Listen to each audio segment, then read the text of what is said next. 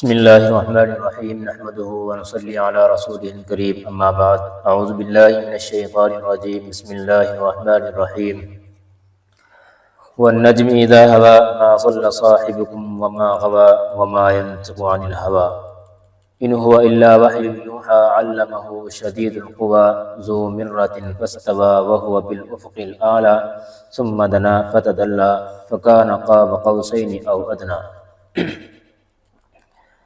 یہ سورہ نجم ہے اور اس کا نزول آپ صلی اللہ علیہ وسلم کی مکی زندگی کے ابتدائی دور میں ہوا ہے، بلکہ بعض روایات سے معلوم ہوتا ہے کہ یہ پہلی وہ صورت ہے جو آپ نے علی الاعلان مجمع میں پڑھ کر سنائی، جس میں مسلمانوں کے ساتھ مشرکین بھی بڑی تعداد میں موجود تھے۔ نیز ساتھ میں یہ بھی ہے کہ یہ پہلی صورت ہے جس میں آیت سجدہ نازل ہوئی، اور جس وقت آپ صلی اللہ علیہ وسلم نے سجدے کی آیت اس مجمع کے سامنے تلاوت فرمائی تو ایک حیرت انگیز واقعہ پیش آیا کہ آپ نے اور آپ کے ساتھ مسلمانوں نے سجدہ کیا ہی تھا، اس وقت جو مشرکین موجود تھے انہوں نے بھی سجدہ کیا تھا، حالانکہ وہ تو اس کے قائل نہیں ہیں کہ وہ سجدہ کریں۔ غالباً اس صورت کے پرشکوہ اور مؤثر مضامین انہیں بھی مسلمانوں کے ساتھ سجدہ کرنے پر مجبور کر دیا تھا، کیونکہ اس صورت کا اصل موضوع حضور صلی اللہ علیہ وسلم کو رسالت کو ثابت کرنا ہے، اور یہ کہ جو وحی آپ پر نازل ہوتی ہے وہ کسی شک و شبہ کے بغیر اللہ تعالیٰ ہی کی طرف سے آتی ہے۔ اس میں ان باتوں کا جواب دیا گیا ہے اس صورت کے اندر، اور حضرت جبریل علیہ السلام وحی لے کر کے آتے ہیں، اور اس صورت میں یہ بھی بتلا دیا گیا کہ آپ صلی اللہ علیہ وسلم نے حضرت جبریل علیہ السلام کو ان کی اصل شکل میں کم از کم 2 مرتبہ دیکھا ہے، جن میں سے ایک معراج کا واقعہ تو مشہور ہے کہ اس میں آپ صلی اللہ علیہ وسلم نے حضرت جبریل علیہ السلام کو ان کی اصل شکل میں دیکھا، اور ایک مرتبہ معراج کے علاوہ آپ صلی اللہ علیہ وسلم نے جب خواہش کی تو حضرت جبریل علیہ السلام کو ان کی اصل شکل میں دیکھا تھا۔ بہرحال نجم یہ ستارے کو کہتے ہیں، نجم، اور چونکہ اس سورت کی پہلی آیت میں ستارے کی قسم کھائی گئی ہے اس لیے اس سورت کا نام سورہ نجم رکھ دیا گیا۔ کیا مضامین ہے اس کے؟ بسم اللہ الرحمن الرحیم والنجم اذا هوى ما ضل صاحبكم وما غوى، قسم ہے ستارے کی جب وہ گرے۔ ستارہ ایک شہاب ثاقب ہوتا ہے، اور ایک جو گرتا نہیں ہے بلکہ وہ آسمان میں ہی ہوتا ہے، وہ ستارہ یہاں پر مراد دیا گیا ہے۔ اور چونکہ پہلے زمانے میں لوگوں کو جو راستے دیکھنے کا جو میپ تھا وہ ستارے ہی ہوا کرتے تھے رات کے وقت میں، ان کے ذریعے سے لوگ راستوں کو تلاش کر لیا کرتے تھے کہ بھائی یہ ستارہ کس دشا میں جا رہا ہے، کس طرف اس نے رخ کر رکھا ہے، تو لوگ اس راستے کو، اس ستارے کو دیکھ کر کے اس راستے پر چل دیا کرتے تھے۔ اور یہاں جو مراد ہے کہ ستارہ جب وہ غائب ہونے لگے، جیسا کہ اس صورت کا اصل موضوع میں نے بتایا آپ صلی اللہ علیہ وسلم کی رسالت کو ثابت کرنا ہے، تو آپ صلی اللہ علیہ وسلم پر نازل ہونے والی وحی کے بارے میں بتایا گیا کہ وہ ایک قابل اعتماد فرشتے کے ذریعے سے آپ صلی اللہ علیہ وسلم کے پاس آتی ہے، اور اس سے شروع میں ستارے کی قسم کھانے سے اس بات کی طرف توجہ دلائی گئی ہے کہ جس طرح ستارہ روشنی کی ایک علامت ہے، اسی طرح آپ صلی اللہ علیہ وسلم بھی صحیح راستہ دکھانے کے لیے عرب لوگوں کے لیے روشنی کے لیے ہدایت کا پیکر۔ تو اس سے گویا کہ اللہ تعالیٰ نے بتا دیا کہ جس طریقے پر ستارہ انسان کو راستہ دکھاتا ہے، آپ بھی گویا کہ لوگوں کے لیے ایک ستارہ ہے۔ اور اس کے علاوہ ستارے کے سفر کے لیے اللہ تعالیٰ نے جو راستہ مقرر فرما دیا ہے اس سے بال برابر بھی ادھر ادھر نہیں ہوتا، یعنی کہ یا صلی اللہ علیہ وسلم نے اللہ تبارک و تعالیٰ نے گویا کہ خاص کر دیا ہے کہ نہ اس سے بھٹکتا ہے، جس راستے پہ اللہ نے اس کو لگا دیا بس وہی رہتا ہے۔ بعض ستارے ہوتے ہیں چلتے پھرتے رہتے ہیں، لیکن یہ خاص ستارے ہوتے ہیں۔ اسی طریقے پر آپ صلی اللہ علیہ وسلم کے بارے میں بھی یہاں اس آیت میں جو بتایا جائے گا کہ آپ صلی اللہ علیہ وسلم بھی سیدھے راستے پر ہیں، جس طرح ستارہ اپنے راستے سے نہیں بھٹکتا، آپ صلی اللہ علیہ وسلم بھی اپنے راستے سے بھٹکے ہوئے نہیں ہیں۔ یہ کفار مکہ صلی اللہ علیہ وسلم کو کہا کرتے تھے کہ یہ تو پاگل ہے، گمراہ ہے، مجنون ہے، اس طرح کی باتیں کہا کرتے تھے، اور یہ اپنی طرف سے باتیں بنا کر کے پیش کر دیا کرتے تھے، گویا کہ کفار ایک مشرکین باتیں بنایا کرتے تھے آپ صلی اللہ علیہ وسلم کے خلاف اس طرح کی، تو ان تمام کی یہاں تردید کی گئی ہے۔ بیان ہوتا ہے وَالنَّجْمِ اِذَا هَوَىٰ مَا ضَلَّ صَاحِبُكُمْ وَمَا غَوَىٰ، قسم ہے ستارے کی جب وہ گرے۔ اے مکے کے باشندوں، مَا ضَلَّ صَاحِبُكُمْ وَمَا غَوَىٰ، یہ تمہارے ساتھ رہنے والے صاحب نہ راستہ بھولے ہیں نہ بھٹکے۔ اللہ تعالیٰ نے صاحبکم کیوں کہا ہے؟ ساتھ رہنے والے ہیں، یعنی آپ صلی اللہ علیہ وسلم کی زندگی تمہارے سامنے اے مشرکین مکہ ایک کھلی کتاب کی طرح بالکل واضح ہے۔ آپ ان کے بچپن سے لے کر کے ان کی جوانی تک، اور جو جس عمر میں یہ نبوت کا دعویٰ کر رہے ہیں، نبوت ان کو ملی ہے اللہ تبارک و تعالیٰ کی طرف سے، تو یہ تمام زندگی آپ کے سامنے ہے، اور آپ کہہ رہے ہیں کہ یہ جھوٹے ہیں، یہ بھٹکے ہوئے بہکے ہوئے، انہوں نے کوئی دنیا میں کبھی بھی بچپن میں ہو بڑے ہو کر ہو کبھی بھی کوئی جھوٹ نہیں بولا ہے۔ آپ صادق اور امین کے لقب سے مشہور ہوئے ہیں مکہ کے اندر بھی۔ تو اللہ تعالیٰ نے کہا ہے اے مکے کے باشندوں، یہ تمہارے ساتھ رہنے والے صاحب نہ راستہ بھولے ہیں نہ بھٹکے ہیں، اور وما ينطق عن الهوى ان هو الا وحی یوحی، یہ اپنی خواہش سے کچھ نہیں بولتے، یہ تو خالص وحی ہے جو ان کے پاس بھیجی جاتی ہے۔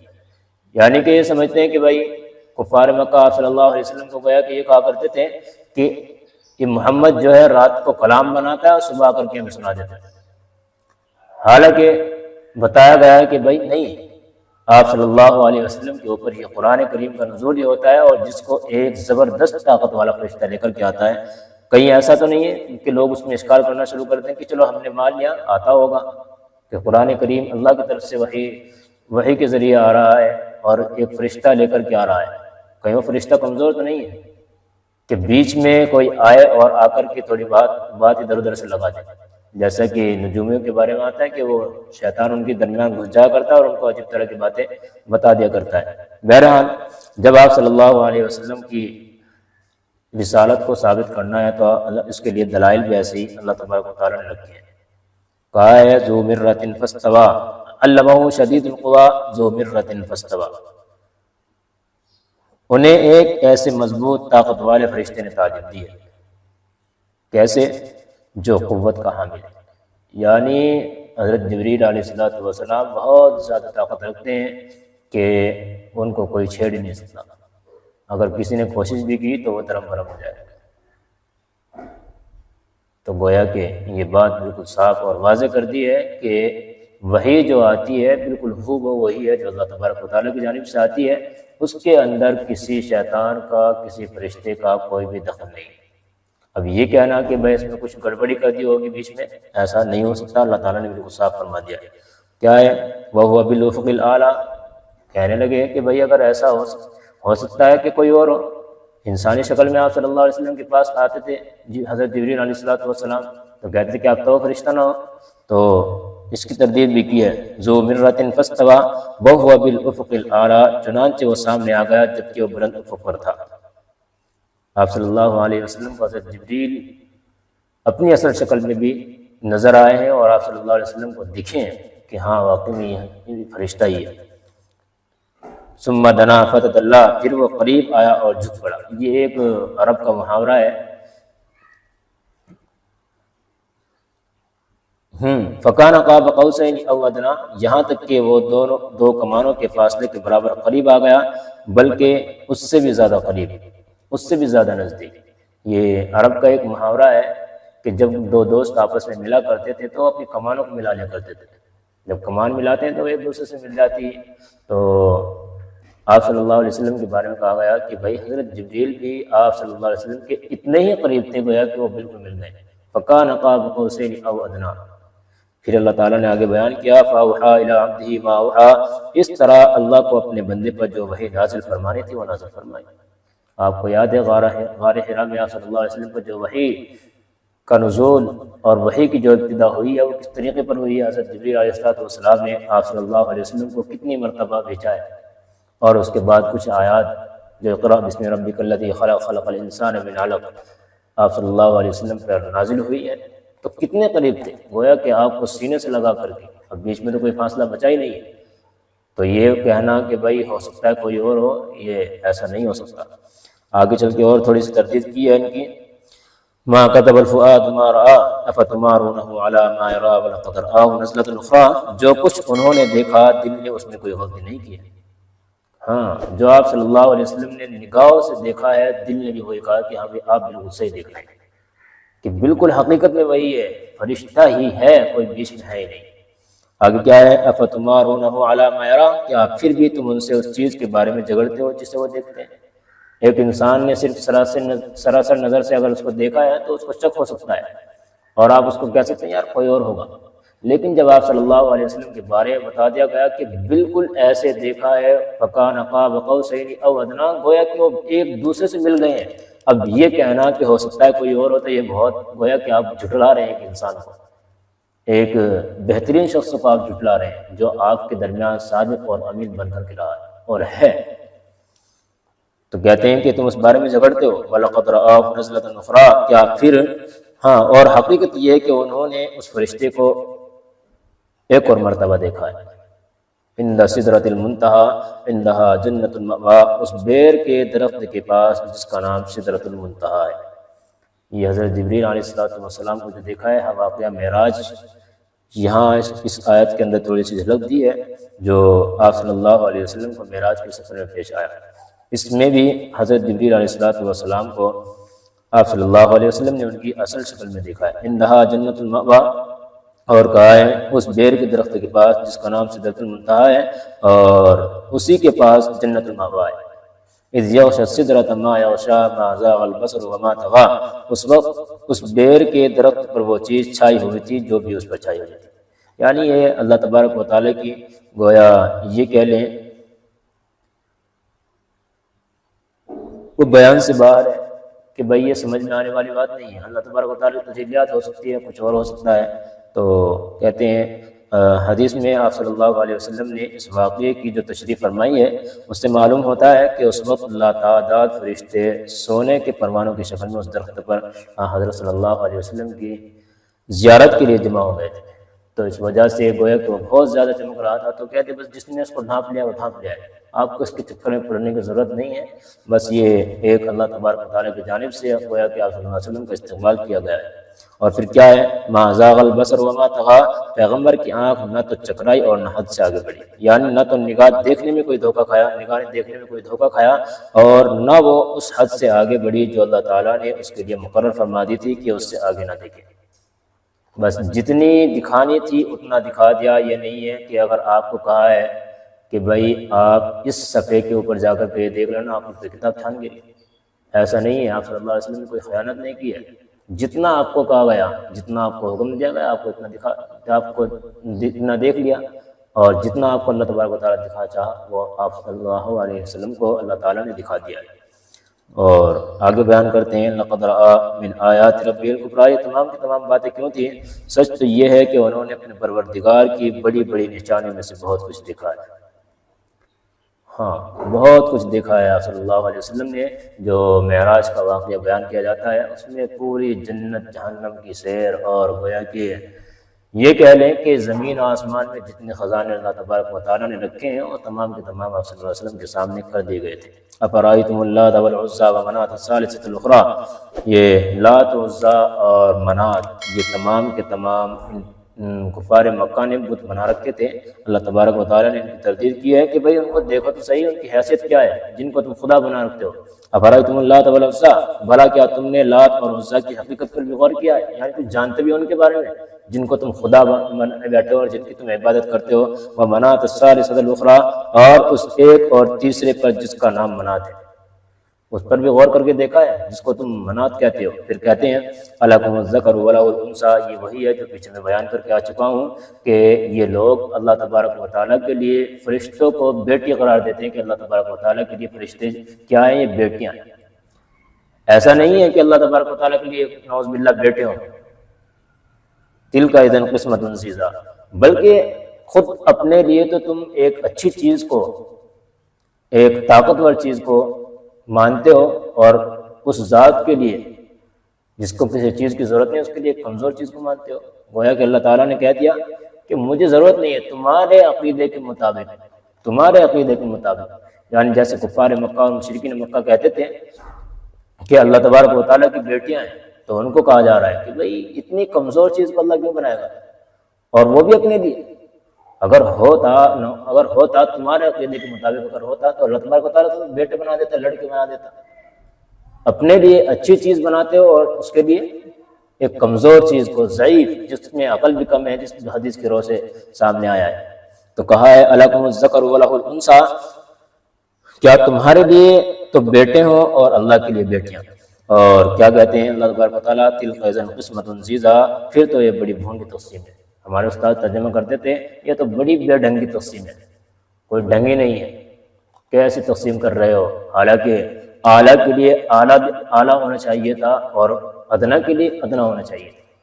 یہ نہیں کہ سب برابر ہیں، جیسے ہمارے یہاں چلتا ہے نا ٹرینڈ کہ بھائی سب برابر ہیں، سب کو ایک جیسے حقوق ملنے چاہیے۔ ارے بھائی سب کو ایک جیسے حقوق ملیں گے تو ادنا کبھی کبھی بڑے گھاٹے میں آ جائے گا اور اعلیٰ کبھی کبھی بڑے گھاٹے میں آ جائے گا۔ تو یہ بس دنیاوی باتیں ہیں، بہرحال یہ بھی اسی طریقے پر کر رہے ہیں، گویا کہ اپنے لیے اچھی چیز رکھ لی اور اللہ تبارک و تعالیٰ کے لیے ایک کمزور چیز کو انہوں نے ثابت کر دیا ہے۔ ان ہی الا اسماء سمیتموها انتم وآباؤکم ما انزل اللہ بہا من سلطان۔ آگے اللہ تبارک و تعالیٰ ان بتوں کی تردید کر رہے ہیں کہ بھائی یہ کچھ بھی نہیں ہے جن کو تم خدا بنائے پھرتے ہو۔ کیا ہے یہ؟ ان کی حقیقت اس کے سوا کچھ نہیں ہے کہ یہ کچھ نام ہے جو تم نے اور تمہارے باپ دادوں نے رکھ لیے ہیں، اور اللہ نے ان کے حق میں کوئی ثبوت نازل نہیں کیا ہے۔ ہاں حقیقت یہی ہے، ما انزل اللہ بہا من سلطان، اللہ نے کوئی دلیل نہیں بھیجی تمہارے پاس، کوئی ثبوت آپ کو نہیں دیا ہے کہ یہ آپ کے خدا ہیں، اور یہ ان کا عقیدہ یہی ہے۔ آج بھی اسی طرح کے بہت سارے کفار مشرکین آپ کو ملیں گے، دنیا بھری پڑی ہے کہ بس وہ سمجھتے ہیں کہ ان بتوں کو اللہ تبارک و تعالیٰ نے اختیارات دے رکھے ہیں، یہ ہماری سفارش کریں گے ہمارا کام بن جائے گا، حالانکہ ایسا کچھ بھی نہیں ہے۔ کہتے ہیں ان یتبعون الا الظن وما تهوى الانفس، اللہ تعالیٰ کہتے ہیں حالانکہ ان کے پروردگار کے اللہ نے ان کے حق میں کوئی ثبوت نازل نہیں کیا، در حقیقت یہ کافر لوگ محض وہم و گمان اور نفسانی خواہشات کے پیچھے چل رہے ہیں، بس جو دماغ میں آیا، جو نفس نے چاہا اس کے پیچھے چل پڑے۔ اور اللہ تعالیٰ کہتے ہیں وَلَقَدْ جَاءَهُم مِّن رَّبِّهِمُ الْهُدَىٰ، حالانکہ ان کے پروردگار کی طرف سے ان کے پاس ہدایت آ چکی ہے۔ اللہ تعالیٰ نے ہدایت بھیج دی ہے، آپ صلی اللہ علیہ وسلم کو بھیج دیا ہے اور قرآن کریم کو نازل کر دیا کہ بھئی یہ نہیں ہے یہ ہے، پھر بھی تم ماننے کے لیے تیار نہیں ہے۔ پھر کہتے ہیں اللہ تبارک و تعالیٰ امر الانسان ما تمنا، کیا انسان کو اور اس چیز کا حق پہنچتا ہے جس کی وہ تمنا کرے؟ بہت سارے متمنی کھڑے ہیں، سب تمنا کر رہے ہیں کہ یار میرے پاس یہ ہوتا، میرے پاس وہ ہوتا، میں ایسا ہوتا ویسا ہوتا۔ تو گویا کہ اللہ تبارک و تعالیٰ ہر انسان کو اس کی خواہش کے مطابق ہر چیز نہیں دیا کرتا۔ اگر وہ ایسا کر رہا ہے تو گویا کہ وہ اللہ تبارک و تعالیٰ کے احکام کی عدول کر رہا ہے، اس کو توڑ رہا ہے اور اس کو کراس کر رہا ہے، تو اس پر مواخذہ کیا جائے گا۔ وَلِلَّهِ الْآخِرَةُ وَالْأُولَىٰ، اللہ تعالیٰ کہتے ہیں نہیں، کیونکہ آخرت اور دنیا تو تمام تر اللہ کے اختیار میں، یعنی یہ ایسا کوئی وہ نہیں ہے کہ بھائی ان کو خداؤں کے بارے میں یہ کہنا شروع کر دے کہ اللہ تبارک و تعالیٰ نے کوئی سفارش کا حق دے رکھا ہے، ایسا کچھ بھی نہیں ہے، یہ سب بیکار کی باتیں ہیں جو یہ کرتے ہیں۔ اللہ تعالیٰ ہمیں سمجھ کے عمل کی توفیق نصیب فرمائے اور ہمیں اپنے عقائد کو درست کرنے کی اور ٹھیک کرنے کی توفیق نصیب فرمائے، اپنے عقائد پر جمے رہنے کی توفیق نصیب فرمائے۔ ہمیں یہ آیات بتاتی ہیں کہ آپ صلی اللہ علیہ وسلم کی زندگی کس موڑ سے گزری ہے اور آپ کے ساتھ کیا کیا حالات پیش آئے۔ اللہ عمل کی توفیق نصیب فرمائے۔ وآخر دعوانا الحمدللہ رب العالمین۔